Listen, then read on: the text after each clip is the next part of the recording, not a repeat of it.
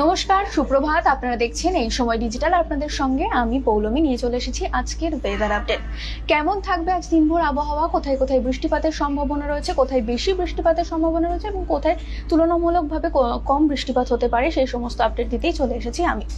প্রথমে যেটা আমরা নজর রাখবো, সকাল থেকে কিন্তু শহর কলকাতার গত কয়েকদিন ধরে যেটা আমরা দেখছি, সকাল থেকে কিন্তু শহর কলকাতার আকাশ মেঘলা রয়েছে। আজও কিন্তু দিনভর বৃষ্টিপাতের সম্ভাবনা রয়েছে। অতি ভারী বৃষ্টি না হলেও হালকা থেকে মাঝারি বৃষ্টিপাত হবে বিক্ষিপ্তভাবে। এবং সেই সঙ্গে কিন্তু যেটা জানাচ্ছে আবহাওয়া দপ্তর, একটা বজ্রবিদ্যুৎ সহ কিন্তু বৃষ্টিপাতের আজকে সম্ভাবনা রয়েছে কলকাতাতে। এছাড়াও আজকে দক্ষিণবঙ্গের সমস্ত জেলাতেই বৃষ্টিপাত চলবে। দক্ষিণবঙ্গের যে সমস্ত জেলাগুলি রয়েছে সমস্ত জেলাতেই আজকে বৃষ্টিপাত চলবে। এবার একটু উত্তরবঙ্গের দিকে নজর রাখি। উত্তরবঙ্গে গত কয়েকদিন ধরে যেটা আমরা লক্ষ্য করছি যে ভারী বৃষ্টিপাত চলছে, আজও কিন্তু সেখানে ভারী থেকে অতি ভারী বৃষ্টিপাতের সম্ভাবনা রয়েছে। এটা কিন্তু আগামী বেশ কয়েকটা দিন উত্তরবঙ্গে ভারী বৃষ্টিপাত চলবে। উত্তরবঙ্গের কোথায় কোথায় কিছুটা বেশি বৃষ্টিপাত হবে সেটা আপনাদের একটু জানিয়ে দিই। আলিপুরদুয়ার, কোচবিহার, জলপাইগুড়ি এই সমস্ত জেলাতে কিন্তু কিছুটা বেশি বৃষ্টিপাত হবে বলেই জানাচ্ছে আবহাওয়া দপ্তর।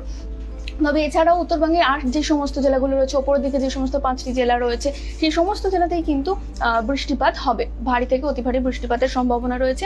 এবং যেটা আপনাদের আবারও জানিয়ে দিই যে আগামী 6 তারিখ পর্যন্ত কিন্তু এইরকম বৃষ্টিপাত চলবে, ভারী বৃষ্টিপাত চলবে। 6 তারিখের পর থেকে কিন্তু বৃষ্টিপাতের পরিমাণ কিছুটা কমতে পারে উত্তর থেকে দক্ষিণ দুই বঙ্গে। এবার আবারও একটু দক্ষিণবঙ্গের কথায় ফিরি। যেটা সামনেই রয়েছে কিন্তু রথের দিকে সবারই নজর রয়েছে।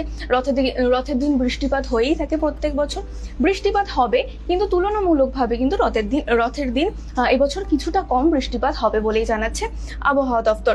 রথের দিন থেকেই কিন্তু রথের আগের দিন থেকেই কিন্তু বৃষ্টিপাতের পরিমাণ কিছুটা কমবে এবং সোমবার থেকে কিন্তু বৃষ্টিপাত ক্রমশ কমে যাবে। এবং এটাও আমরা লক্ষ্য করতে পারি যে তারপর থেকে কিন্তু বৃষ্টিপাত থেমেও যেতে পারে। এবং সেই সমস্ত আপডেট তো অবশ্যই আপনাদের দেবো যে কতটা বৃষ্টিপাত হবে, ভারী বৃষ্টিপাত হয় কিনা, আবার নতুন করে কোনো নিম্নচাপ তৈরি হয় কিনা, সেই সমস্ত আপডেট তো অবশ্যই আপনাদের দেবো। তার জন্য আপনাদের নজর রাখতে হবে এই সময় ডিজিটালে।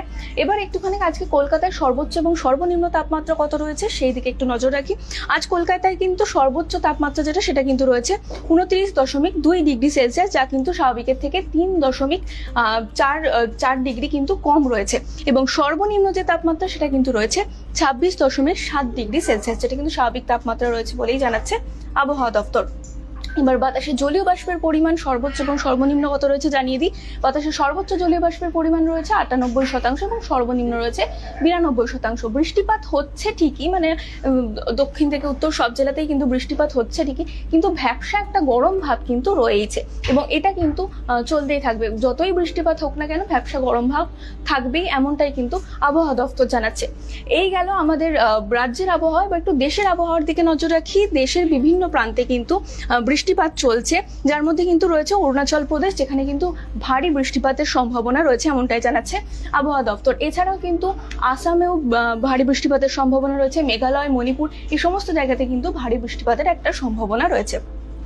এই গেল আবহাওয়ার আপডেট। এবার আমরা একটু কলকাতার ট্রাফিকের দিকে নজর রাখি। আজকে কিন্তু সকাল থেকে শহর কলকাতার যান চলাচল স্বাভাবিক রয়েছে। বেলা বাড়ার সঙ্গে সঙ্গে কোথায় কোন মিটিং মিছিল থাকে সেদিকে নজর রাখতেই হবে, সেদিকে আমরা নজর রাখবো। এছাড়াও বৃষ্টিপাতের জন্য কিছু কিছু জায়গায় জল জমেছে। কলকাতা পুরসভার পক্ষ থেকে যথাসাধ্য চেষ্টা চলছে যে সমস্ত জেলাতে জল জমেছে সেটা নামানোর চেষ্টা চলছে। এবং সেই সমস্ত কারণে কিন্তু কিছু জায়গায় একটু ট্রাফিকের সমস্যা হচ্ছে ঠিকই, তবে সেরকম বড় কোনো সমস্যার খবর কিন্তু কোথাওই নেই। ট্রাফিক পরিষেবা কিন্তু সকাল থেকেই স্বাভাবিক রয়েছে। বেলা বাড়ার সঙ্গে সঙ্গে মিটিং মিছিলের দিকে নজর আমাদের থাকবে। এছাড়াও দেশ থেকে দুনিয়া যাবতীয় খবরের দিকে তো আমাদের নজর থাকবেই। আর সেই সমস্ত খবরের লেটেস্ট আপডেট পেতে আপনাদের নজর রাখতেই হবে এই সময় ডিজিটালে। আমাদের লাইক, ফলো, শেয়ার, সাবস্ক্রাইব করতে ভুলবেন না Facebook, Twitter, Instagram, Telegram, WhatsApp channel এবং ইউটিউবে।